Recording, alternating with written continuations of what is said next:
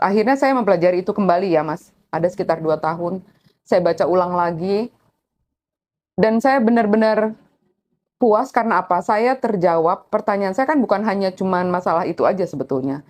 Jadi ketika saya sebelum-sebelumnya saya sudah membaca Alkitab itu bicara soal sejarah sebetulnya. Buku Perjanjian Lama bicara soal sejarah panjang bangsa Israel.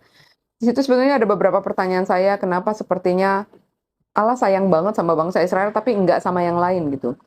Bangsa lain selain bangsa Israel seperti bukan manusia gitu loh. Nah, itu semua pertanyaan itu akhirnya terjawab. Akhirnya terjawab satu persatu.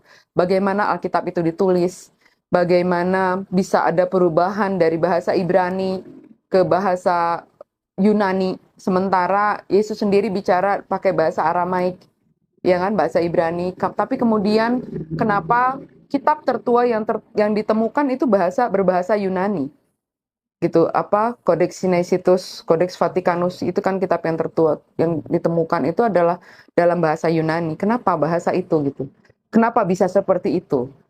Nah, ini sejarah panjang yang harus kita pelajari sebetulnya kalau mau mengerti kenapa, bagaimana sehingga akhirnya pemahaman pun bisa sampai berubah sampai hari ini kita bisa melihat bahwa orang Kristen merayakan Natal sedemikian rupa ya, sedemikian megah dan mewahnya. Sementara Yesus sendiri nggak pernah loh ngajarin, nggak pernah nyuruh loh, nggak pernah menyuruh merayakan ulang tahun, tidak pernah menyuruh merayakan, apalagi merayakan hari kelahiran dia. Itu nggak pernah.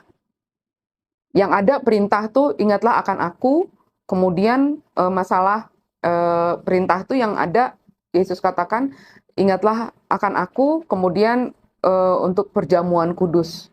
Itu yang ada yang diperintahkan di Alkitab. Tapi kalau perayaan Natal nggak pernah ada.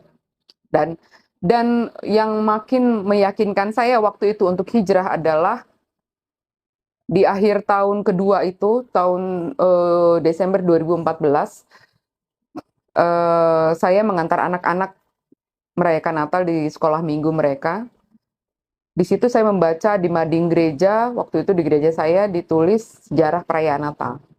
Dan memang di situ disebutkan bahwa sejarah perayaan Natal adalah sebetulnya adalah sinkretisme ya, perayaan gimana caranya pada zaman dulu orang Romawi pingin supaya ajaran agama Kristen masuk, tapi di situ ada budaya yang merayakan kelahiran Dewa Matahari. Nah, ini dipadukan gimana caranya supaya Yesus yang jadinya dirayakan, tapi tetap merayakan hari kelahiran Dewa Matahari, yang sebenarnya artinya dari situ kita sebetulnya bisa menyimpulkan bahwa perayaan Natal itu sebetulnya ya perayaan hari kelahiran anak Dewa Matahari jadinya sebetulnya.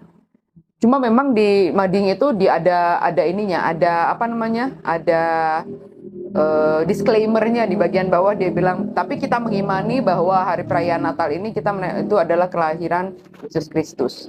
Tapi buat saya itu adalah pengakuan gereja bahwa ya memang perayaan Natal tidak pernah diajarkan di Alkitab.